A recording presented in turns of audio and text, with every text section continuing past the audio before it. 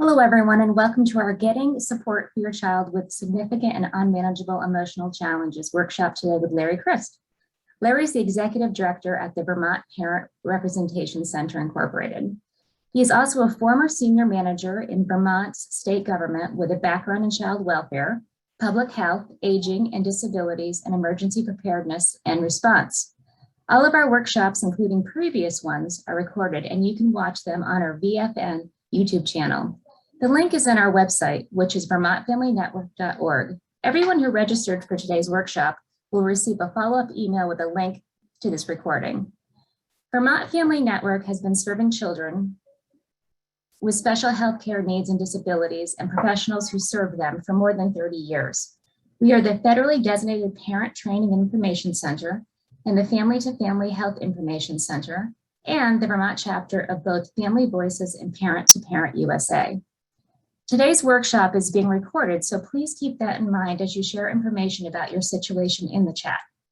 These sessions will include live captions. If you want to turn off the live captions, click on Live Transcript, then hide subtitles. If you are comfortable, you are welcome to turn on your camera. You can ask questions using the chat box, which you will see at the bottom of your screen. We will hold questions until the end of the webinar, as questions might be answered within the presentation.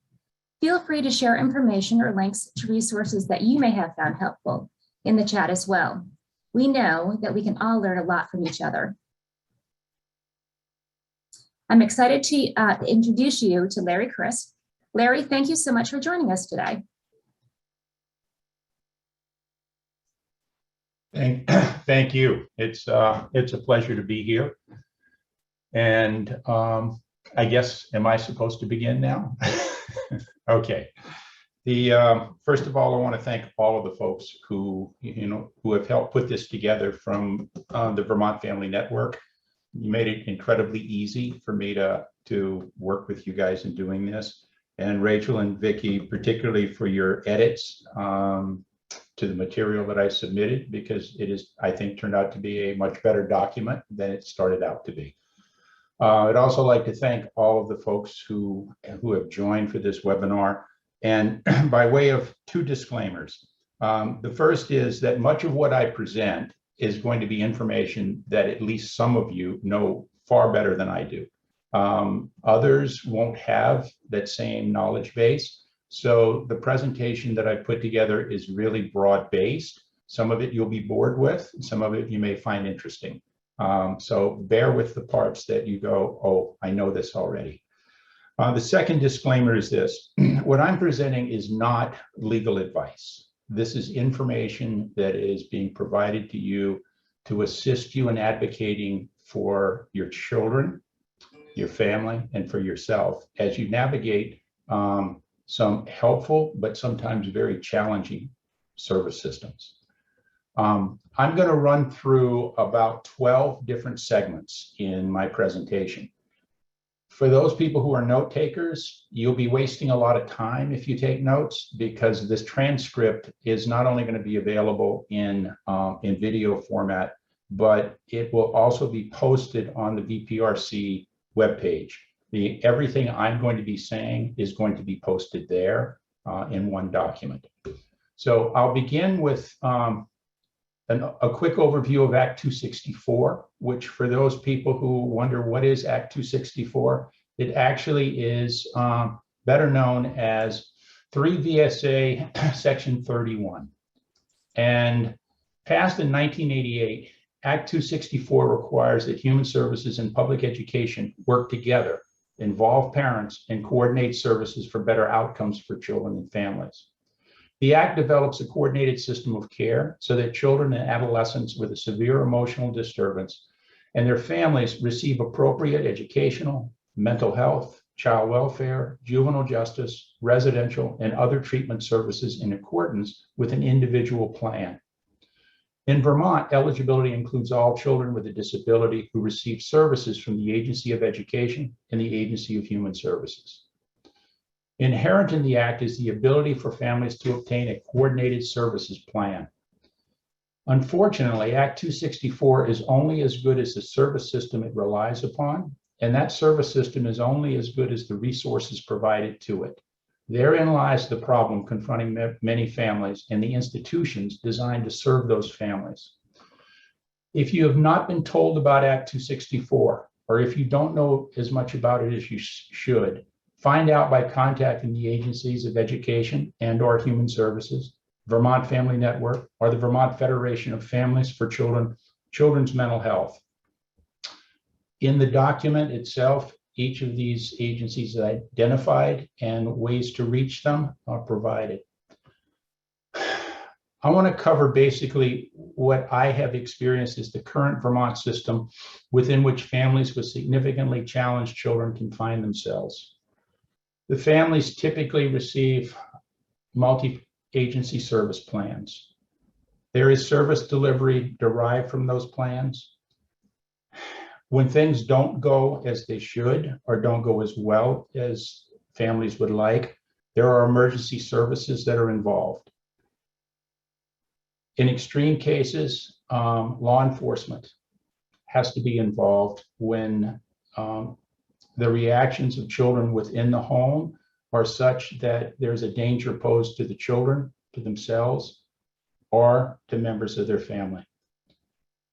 When either parents or law enforcement take the child to a hospital emergency department, the hospitals do an initial assessment, but hospitals are not designed to provide extensive service or care to children in these situations.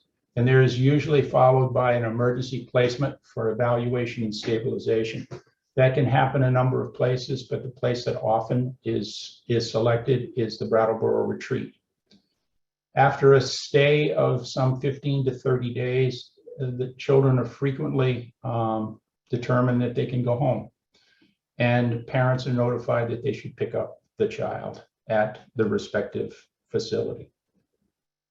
This system I refer to as a circle of crisis, because it's not something that happens once or twice or 3 times for many families. We hear over and over again from hospitals that they are not prepared to provide this level of service. We hear over and over again from facilities designed to assist children in these situations that they don't have the resources to be able to provide the level of care that's needed. The primary problem in Vermont is that Vermont is under-resourced, with too few trained children's mental health professionals and far too few residential placements available for those children who can no longer live at home due to their behaviors and/or their family's ability to manage those behaviors. We are akin to an airport that can't land arriving planes, so we keep them circling in the sky. The planes, in essence, are families. The sky is the waiting process of going through this circle of crisis. At the same time, there are more and more planes that are departing from the airport. This was not always the case in Vermont. When in the late 1970s and early 1980s, with the use of federal and state funding, Vermont had over 250 residential mental health placement opportunities in the state of Vermont for children. With the reduction in federal funding, this system of residential mental health service withered away to its current inadequate state today. Work is currently being done to address this crisis, but that work will take time. And until then, families must contend with what Vermont has to offer in the here and now. Enter the child protection system. And remember, most of my discussion is really talking about what happens when the service system that is put in place is not able to actually meet the needs of the children and the families that are trying to utilize it. Many children are successfully served in the system, but the crisis point arises when there are those children who simply are not being adequately served because of the severity of the issues that they're dealing with. In many cases, the only way for a family to access essential intensive residential services for children is through the family court, a place that has the authority to mandate residential placement.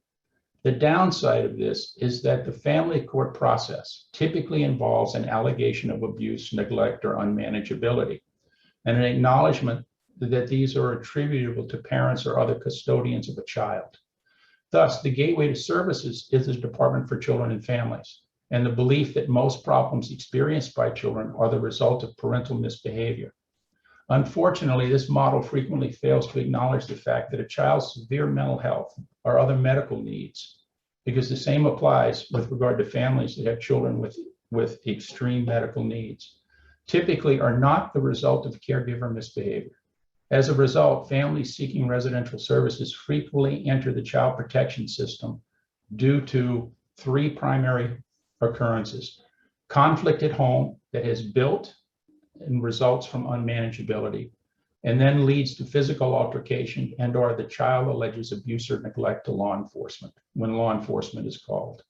Or the parent refuses to pick the child up from the Brattleboro retreat, the hospital, or other placement location, following what the parent believes is too short a stay to ensure necessary care and safety at home.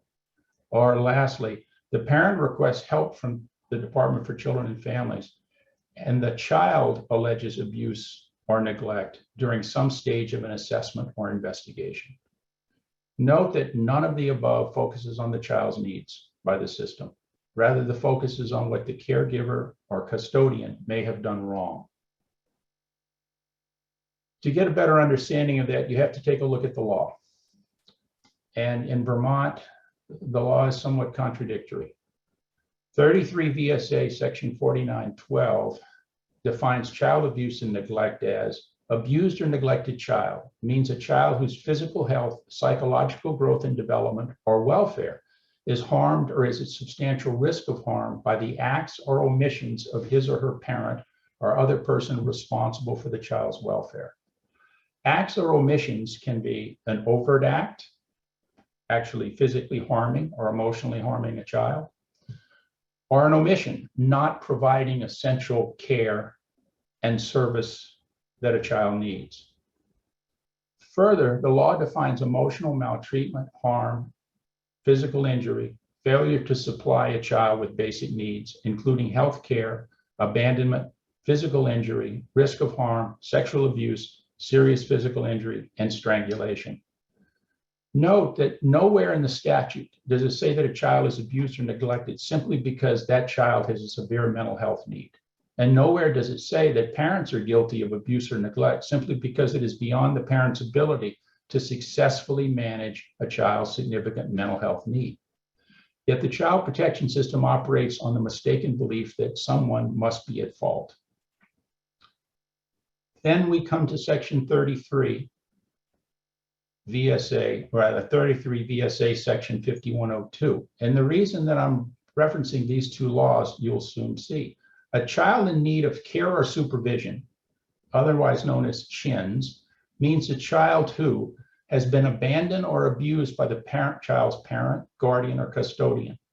A person is considered to have abandoned a child if the person is unwilling to have physical custody of the child, unable, unwilling, or has failed to make appropriate arrangements for the child's care, unable to have physical custody of the child, and has not arranged or cannot arrange for the safe and appropriate care of the child, or has left the child with a care provider, and the care provider is unwilling or unable to provide care or support for the child. The whereabouts of the person are unknown, and reasonable efforts to locate the person have been unsuccessful. B, the child is without proper parental care or sustenance, education, medical, or other care necessary for his or her well-being.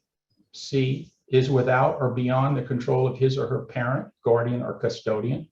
Or D, is habitually and without justification truant from compulsory school attendance. Therein lies the conflict in the law, because 33 VSA section 5102 essentially states that if a parent is unable to control their child, is unable to care for the child, regardless of how disturbed a child may be or how extensive the child's mental health needs may be, or refuses to pick up a child from a care facility, regardless of whether the child is appropriate for return home, the parent has essentially abused or neglected the child. When a child's behaviors are so far beyond the normal parent's abilities and resources, this places the parent in an untenable position, because bringing the child home in order to avoid being charged with abandonment and then having that child injure themselves or others can result in the parent being charged with failure to protect other family members. It becomes a damned if you do, damned if you don't scenario. And neither option results in the child with severe mental health needs receiving any more care or assistance than they had before they entered residential treatment. This is the Gordian knot of Vermont children's mental health, or the lack thereof. This isn't a secret. People at all levels recognize that the current system does not have the wherewithal to adequately address an increasing need. People at multiple levels are working on it, but working on it does not help families that need help now. Now, that's a lot of information. Some of it may sound like gobbledygook to people, but the reality is that in Vermont law today, it is really, it truly is a Gordian knot, because if you can't, essentially, based on the law, if you can't meet your child's needs and the system can't meet your child's needs, technically, a parent has committed child abuse, which makes absolutely no sense. And that is not really what the laws were designed to do. It's not what the Department for Children and Families was designed to do. And it certainly isn't what the mental health system was designed to do. But I want to walk through the scenario that families frequently encounter, and a scenario that has become all too common to the Vermont Parent Representation Center. Your child experienced significant emotional disturbance that has created an environment in which the child, you, or other siblings are at significant risk. You've sought services from a variety of agencies, but the situation has not gotten better. Now you're faced with a decision that no parent wishes to face. Either the child must be removed from the home or someone will be hurt. So you call the police or you take the child to the local emergency department. The emergency department holds the child for observation and then has the child transferred, in this case, to the Brattleboro retreat or other facility. Child is at the facility for 7 to 15 days or possibly a little longer. The facility calls you and says the child's being discharged. You're to pick them up on a specific date because the child has reached the maximum number of days at the facility. You've seen this picture before. You've gone through this cycle a number of times. You know how it is going to end up. And you know that the child is not ready to come home because there is no adequate service plan in place, few services to back up the plan. The child won't take the necessary medication upon return, and the process is only going to repeat itself as it has several times before. You have legitimate fears for your child's and the safety of your other children, yourself, and other household members.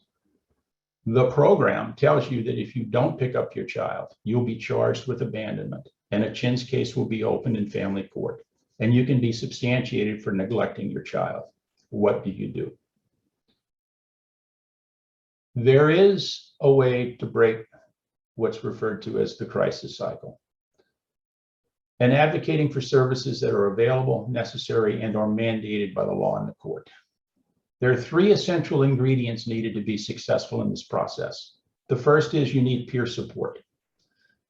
Fortunately, we have agencies like the Vermont Family Network and the Vermont Federation of Families for Children's Mental Health, and a host of other agencies that are designed to provide assistance in this particular scenario. The second is to understand your right to coordinated, integrated planning services, Act 264. And the third is understanding how the child protection and family court system work. When working with service agencies, utilize whatever support you might have access to in obtaining an integrated service plan and points of contact. Identify a peer advocate or other support person who will assist you in an ongoing fashion. Identify a primary case manager within the myriad of agencies, and then request that your case manager is present at every meeting possible to advocate for you and your child, as well as educate you as to how the system works and does not work. I can't tell you how many times I've worked with parents who have, in one of the more recent cases, 12 different agencies that they're working with, yet no one could identify who was in charge. The parents had to navigate for themselves, trying to figure out how to get certain things done. And sitting in on some meetings, I felt both for the parents and for the agencies, because there wasn't any real direction. There wasn't any coordination that needed to be there. That is sometimes the case. It shouldn't be. We have services in place to make sure that these kinds of lacks of coordination don't occur. The second is document, document, document. Keep records of the services you've attempted to receive and are receiving. When there are meetings, request the notes from the meetings. When there are deliverables, i.e. certain agencies are supposed to do certain things, parents and family members are supposed to do certain things, ensure that there are due dates in place for those activities, and that there is someone who is going to hold the agencies accountable, and also someone who will hold the parents accountable for meeting those due dates. Most children in this scenario have been involved with services for years beforehand. Keep records of what services you've attempted to access, what services received, and what the outcome has been. These records can be very useful in the future. And I would also suggest, based on experience, that as you maintain these kinds of records, keep them into some kind of orderly fashion. There's nothing more frustrating than to see a parent come in with a box full of notes and papers, but no organization to it at all. If you're told that residential services for your child cannot be accessed unless there is abuse or neglect involved, document who told you this, when and how the information was conveyed, and why this is said to have to be the case. If you have an advocate, request that your advocate attends any conference or calls with these agencies, because the reality is you don't have to have abuse or neglect in order to get a court order for mandated services. The cycle will start. Once it does start, make sure that you keep a careful record each time there's an episode with your child that indicates that remaining at home is not safe for your family or for the child. Document what steps you take each time. Again, it's critical that you have this information in a way that is easily obtainable. Document threats and any dangerous behavior, and not just with a couple of words, but basically explain and to the degree necessary to be able to convey later on to people exactly what has occurred. Believe it or not, there is a mechanism that can be used in these situations, and that is that once a child has been removed from the home for the reasons stated earlier, and you believe that the child does pose a danger to themselves and clearly a danger to other people in the home, you can obtain a relief from abuse order, otherwise known as an RFA. That is a very difficult step for parents to take, because no parent really wants to have to do that with regard to their child. But the reality is, if you truly believe that the child is posing a danger to themselves and to other family members, including yourself, that you are not going to be able to intervene in, then you really do have to think seriously about getting a relief from abuse order. These can be obtained from the state's attorney, can be obtained by contacting your local police department.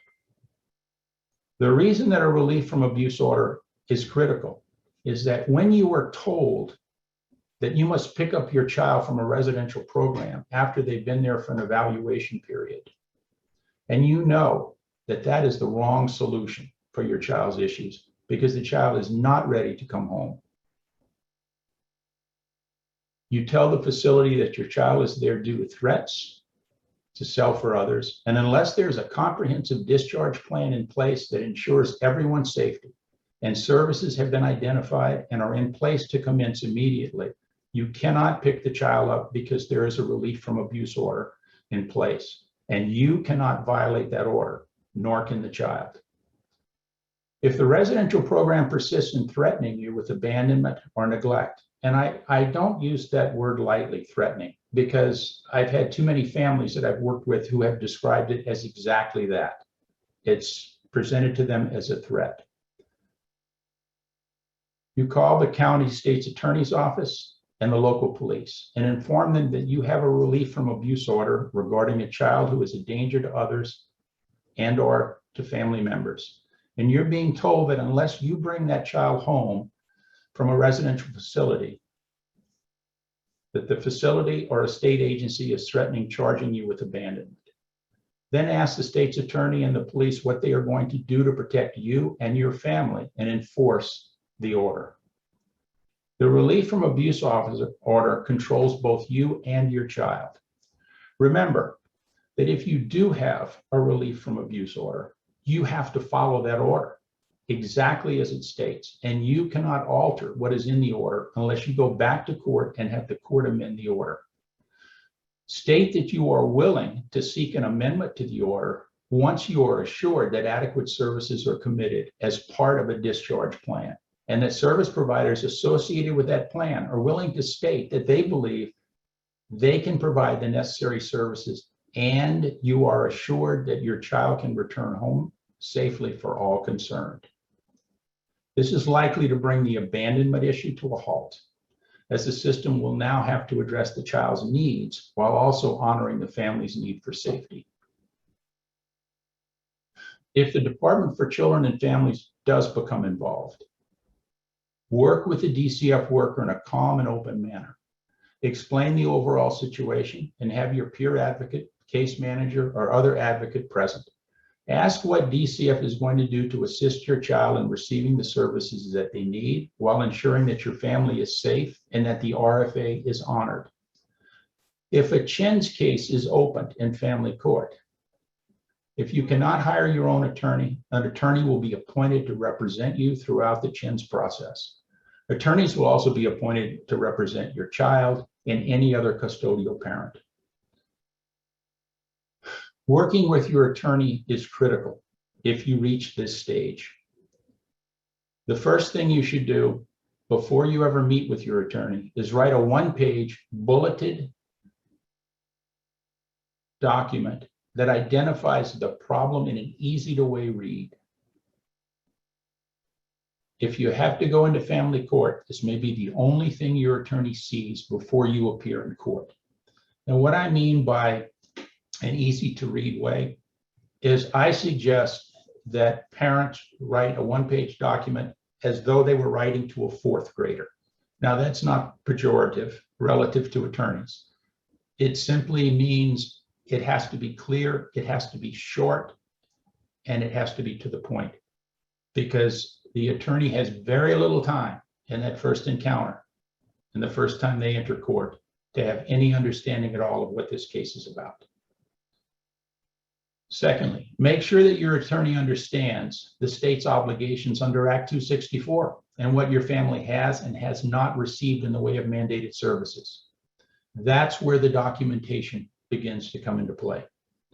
Use your peer support and our case manager to clarify this information with the attorney. Most attorneys have little time to spend on any one case and are not paid enough, quite frankly, to allow them to devote the amount of time family court cases demand. So don't expect them to do a great deal of research and evidence identification. You're better off if you can do this yourself and provide the initial information to your attorney. Again, that is where your documentation comes in, and it's where your peer support can be incredibly helpful. However, your attorney is paid to effectively represent you, and you have a right to meet with your attorney for more than a few minutes before court, which is frequently the case. The attorney, you have a right to have the attorney understand, for you to have the understanding of what the attorney's strategy is, to discuss witnesses and evidence, and explain your case and file motions on your behalf. Those are the basic things an attorney is supposed to do. If your attorney does not return calls or emails, does not meet with you in a meaningful way, 10 minutes before court is not meaningful. You have the right to terminate that attorney and have a new attorney appointed. Yes, your attorney knows more about the law than you do, but that knowledge does them or you very little good if your attorney does not know about you, your child, and your family. If your attorney says that you should plead to the merits or stipulate to the merits, you need to think carefully about this and understand what you're being asked to do before you agree and what the ramifications may be as outlined below. Pleading to the merits or stipulating to the merits. This means that you're saying that you did whatever DCF and the state's attorneys is alleging that you did. Essentially, you're pleading guilty to abuse or neglect. If your attorney says that by pleading or stipulating to the merits, the case will go quicker. And if you do what DCF says, you will get your child back sooner. This is not necessarily true. If you did not abuse or neglect your child, you do not have to plead guilty just to get services. You can agree that your child is in need of services without admitting guilt. It is not a parent's fault that their child has a severe mental health issue and has become dangerous or unmanageable. Your attorney can develop language that says that you agree that the child needs help, therefore a CHINS is appropriate, but that this is not the fault of anyone. If your attorney tells you that this can't be done, demand a new attorney. Also, be very careful that the language offered to you actually says that says what you are being told it says. As the saying goes, trust but verify. If you're told that pleading to the merits or stipulating to the merits or facts will result in you getting services faster and or your child back sooner, but you have not done anything wrong, be very wary, as there is no guarantee that the process will be quickened and no guarantee of anything unless you obtain a statement from the Department for Children or Families signed by your attorney acknowledging that you will not be substantiated for child abuse or neglect as a result of your plea, since a plea in this instance can result in loss of employment and professional licensure if you're placed on the child abuse registry. It is unlikely that you will obtain such a document, and any agreement that is verbal is unlikely to protect you in the future. When you get to the worst case scenario where you find that your attorney simply is not either able or willing to provide effective counsel to you, you can replace your attorney. Typically, we're taught to believe that when an attorney is provided to us, that the attorney is required to represent us to the best of their ability. However, in a system wherein appointed attorneys are paid far less than the actual cost of effective representation, and wherein the issues involve social services, which is not a strength of most attorneys, this belief can be misplaced. If your attorney does not consult with you, fails to take reasonable steps that you believe they should take, such as filing motions, challenging evidence, and ensuring that the Department for Children and Family Services are delivered, you have a right to discharge your attorney and request a new attorney. This is a simple process, and all you have to do is notify the clerk of court that you want a new attorney and state why you are asking for a new attorney. Give at least 3 reasons. Examples: does not return phone calls, does not meet outside of court, pressures you to plead to the merits when you've told the attorney that you did not do what is alleged. Remember, this attorney may be paid by the state, but they work for you, and ethically they are required to effectively represent you or to step aside. I had an example just last night where a client called and said that the client had presented their newly appointed attorney with this list of activities and what they expected. And the attorney responded almost immediately by saying, I would suggest you get another attorney because I simply cannot do what it is you're asking me to do. On the one hand, that's a sad commentary on the fact that the attorneys that are appointed either don't have the ability or the time to be able to provide effective representation. On the other hand, I have to commend the attorney for at least being honest in the process and saying, if you want me to do those following things, I'm not the person. I can't do it. Once you have requested a new attorney and you've been assigned one, have the 1-pager ready for this attorney as well. They need to know what the case is about. This cycle will begin all over again with you and this attorney. Schedule an appointment of at least 30 minutes and make sure that that appointment is not just outside the courtroom or on the steps or in an anteroom in the courthouse. You want a real meeting with this attorney to talk about the real issues involved in your family's case. Key things to observe if you get to this point in the process. Attend all case conferences. Inform DCF that you want to see case plans before they are finalized, and make sure the case plan is accurate in what it says. If DCF does not agree to let you see the plan in advance or offer changes, have your attorney object to the plan beforehand as well as in court. Visit your child at every opportunity allowed. If your child is in a facility, visit your child at every opportunity and document what happens during the visits. Advocate for your child and the services that he or she needs at every point. If transportation is a barrier, request agency support from those agencies with which you are working. Insist on a realistic case plan before discharge from any facility.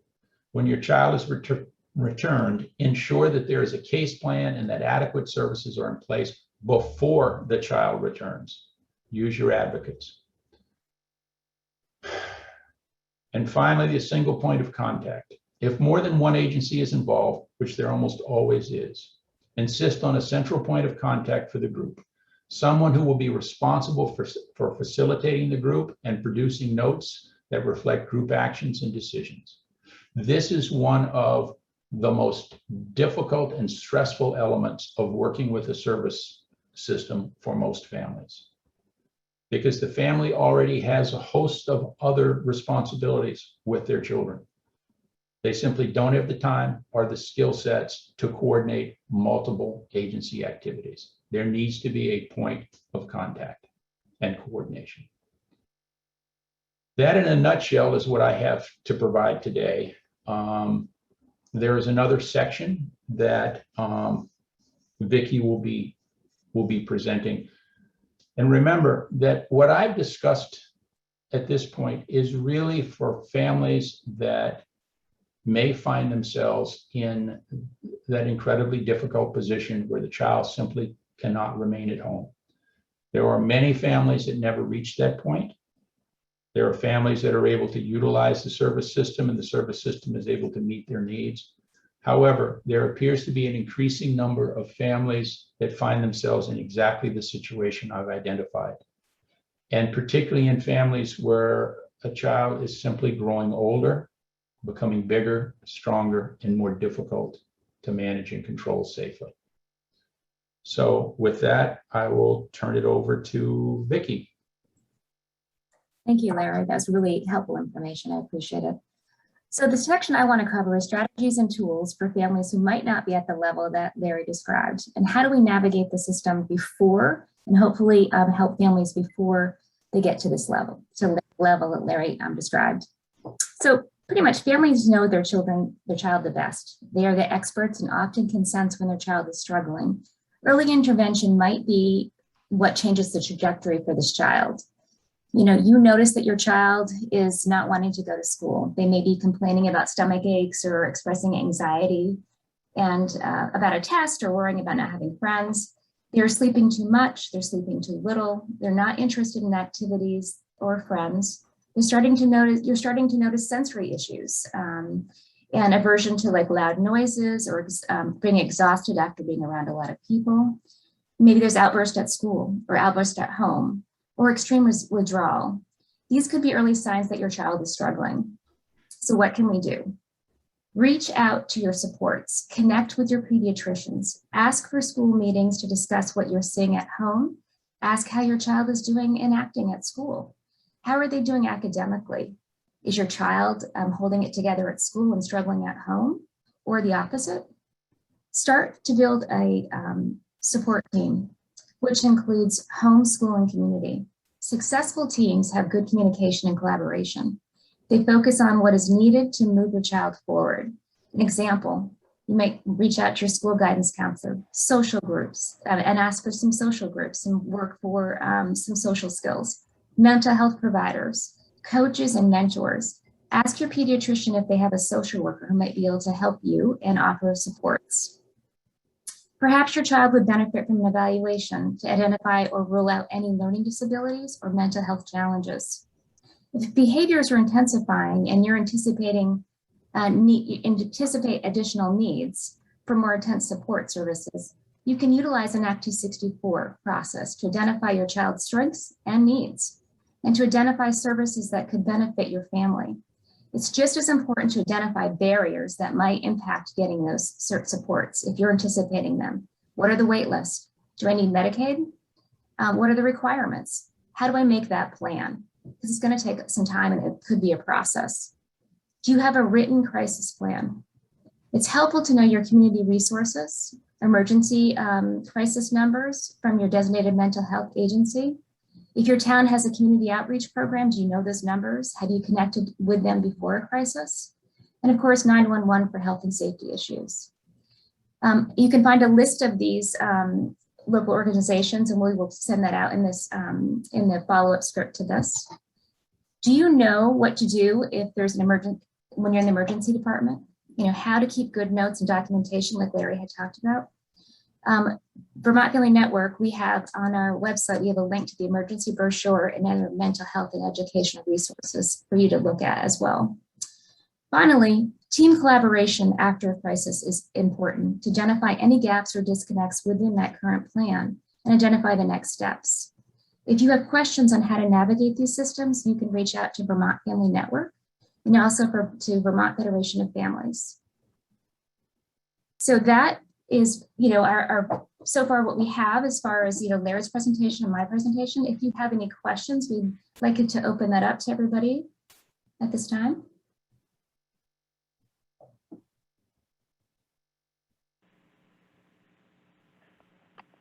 Hi, again, Larry, this is Amy Lincoln Moore. I'm wondering what time frame it would take to call the state's attorney or the police station and get that form, fill it out, and then return it. Do you return it back to where you got it? And how does that fit in when someone's in the ER for the first time and they're waiting for a Brattleboro retreat bed, but the ER is saying they're de-escalated, you need to come get them, but you are in the process of trying to do that RFA? What, you know, what's the time frame? What should families know as far as, you know, it's one thing if you've been in the ER 2 or 3 times to do this, but if it's your first time with your kid in the ER and they're waiting for a Brattleboro retreat bed and you don't want to pick them up before they can be transferred to Brattleboro retreat, what's the time frame that it's going to take to get that RFA processed so that they have that in hand so they can say, I'm not picking them up because that's not safe, but I have this form? I wish I had a clear answer for you. I think that the answer is one that is going to vary depending on what time of the day or night Right. this occurs. But I'm glad you've raised it because, quite frankly, I think it's a piece of information that I need to do more research on. And once I've done that, I will post it on VPRC's webpage. And also we have, I think, your contact information, and I can get it back to you. It's really going to depend on, as I said, the day of the week, the time of the day, and in some cases your location. Right. But I will gather as much information as I can and make that available. Yeah. I just feel like it's a piece that we want to be, like Vicki said, proactive if you're starting to see things and behavioral changes in your child, but at the same time, that could really scare a parent too. So so that's great news. So thank you.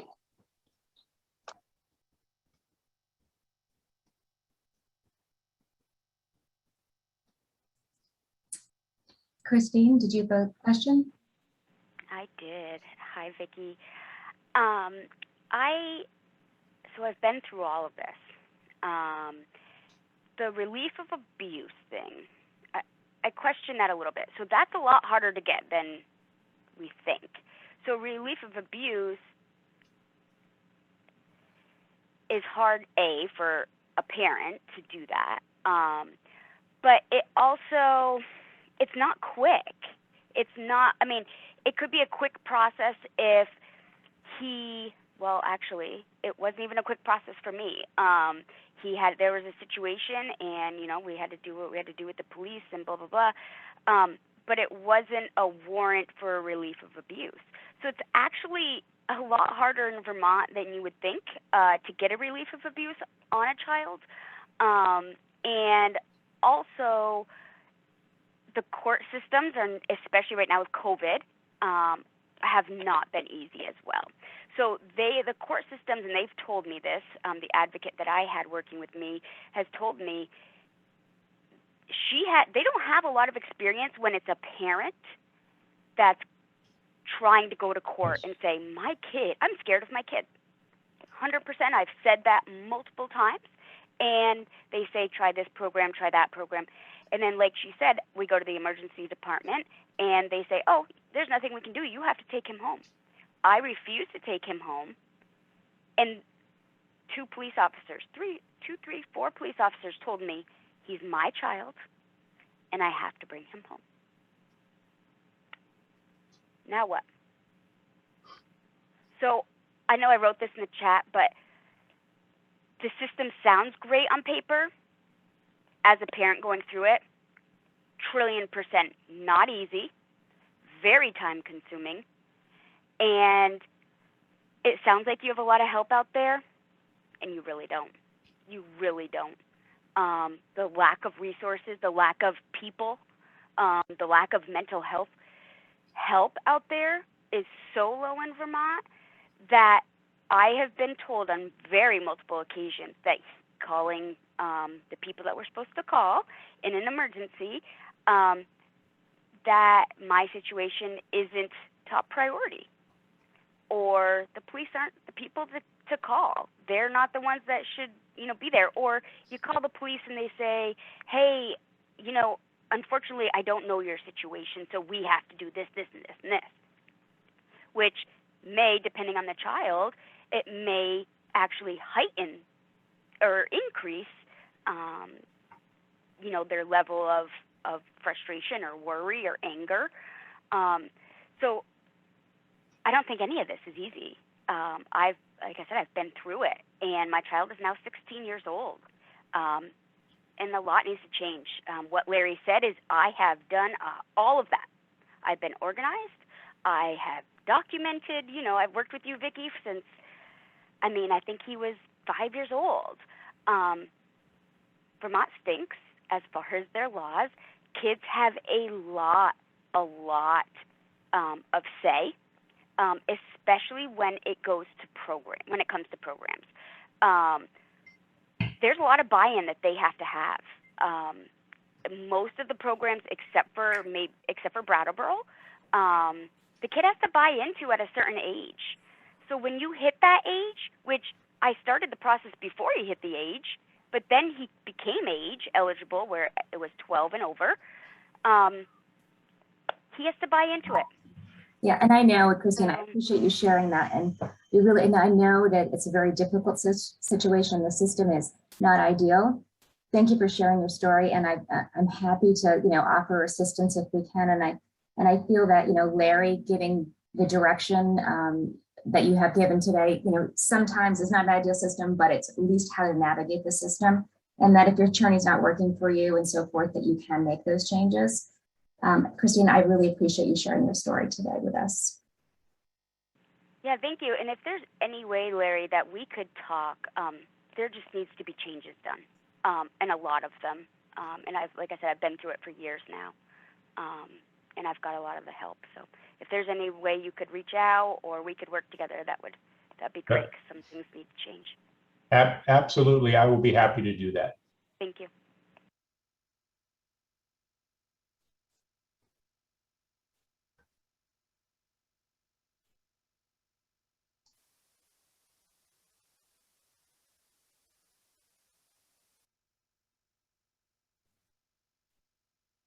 Does anyone else have any questions for Larry or myself?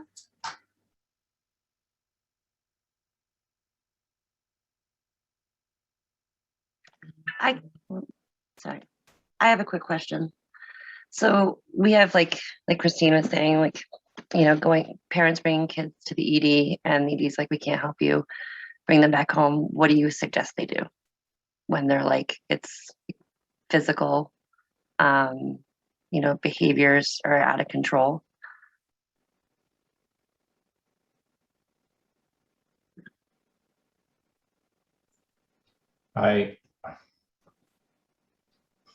It's easy for me to give an answer because I'm not the person in that position to have to do it. I'm not the parent.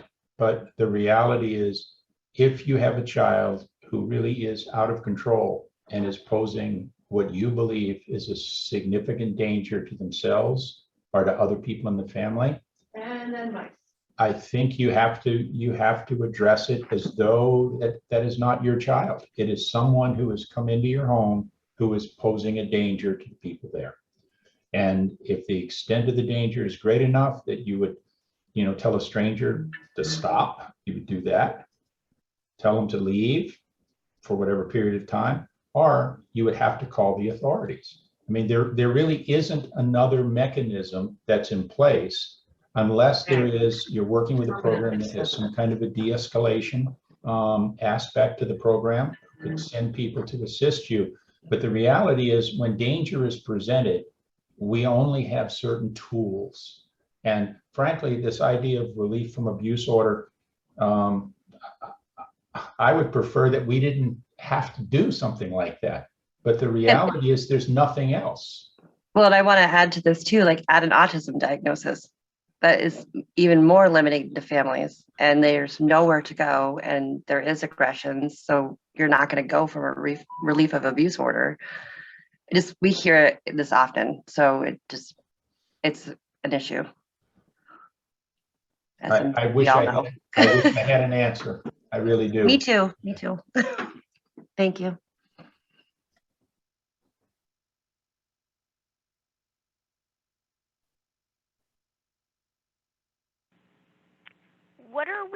Is there anything that we're actively doing to help answer any of these questions or to actively change this process for people? I'm part of the, I don't know if anyone knows of that Cahoots thing. That sounds like an amazing program, but is there anything that's in process right now of what is changing about this to help parents and make it maybe a little bit more quick and less law enforcement? Law enforcement doesn't help. It's not their job. I mean, they're not mental health people. So where are we in the process as far as changing this process? Getting more help for our kids, getting more help for us as parents. I mean, is there any active change going on? I would offer, which I don't think is really an answer to your question. It's not a real answer to your question. It's an answer to a part of the problem that is tangential. And it's the piece that I see. So, as the old saying goes, to a carpenter, everything looks like a nail. Well, in this instance, there is a bill that is pending in the legislature to basically reform the parent and child legal representation system in the state, so that it is professionalized in a way that the attorneys are well trained, are well supervised, are educated, and understand that they need to be not just attorneys, but they also need to understand the social service system and how it's supposed to work, and that they use the family court to help make the social system respond the way that it should. And again, that's a small slice of what is there, but it's the only thing that I'm aware of right now that I could speak to. And to answer that question too as well, the COOT model, we have Vermont Family Network has been researching that and working with that particular group as well. And we do feel that there is a need. There's certainly a gap in services with, families needing crisis intervention and calling the police. It does not seem to be working or a good match. So the COOT model is something that we have actually done some presentations on as well through that network. We are always looking to try to identify those gaps and disconnects. And I know, the situations, we're trying to leverage Act 264s more when kids are younger to really start that system of that care. Because sometimes Act 264 is used as a crisis, when a crisis is happening, when really we want to use that beforehand to get those children the services that they need prior to going into that crisis intervention. So we are really trying to leverage the Act 264 as well. I know it's not an ideal system and I wish that we could fix it. But right now, we are trying to use the tools in the system that we have. Christine, this is Sandy Yendo from the Vermont Federation of Families, Children's Mental Health. And I think the thing that about webinars today, like VFN is hosted, and with Larry bringing Vermont Parent Representation Center and the collaborative work that all of the family organizations are doing around this, a great deal of emphasis around this need really did happen this legislative season. And a lot of pressure is being put on the Department of Mental Health to talk about the problems of children languishing in the ED, plus all the weaknesses in community-based mental health. So if I could put a plug, that your sharing of your story is one of the best things that families can do in the state of Vermont, because we do not have the advocacy from the family movement that we had in the 80s and the 90s when great systemic changes were made. So if there's any hope, it's that the more that families share their story, looking at cahoots, the work that Mental Health First BTV has done around cahoots from parent advocacy. That started from parent advocacy, not from anything VFN or VFF or whatever started, but parents who said, this isn't working for us. We need something better, and letting their voice be heard. So, thanks for that. Know that Department of Mental Health has a vision called Vision 2030, I think it is. It has a new deputy commissioner at the Department of Mental Health, a new commissioner, both who have experience with residential systems and interest. And so VFN is poised there, we're poised there. Families, there's a mental health integration council now just started to meet, bringing in a lot of partners from the top on down and looking for these stories. So today's things that we hear at sessions like this end up going back to tables, and it is a very slow process.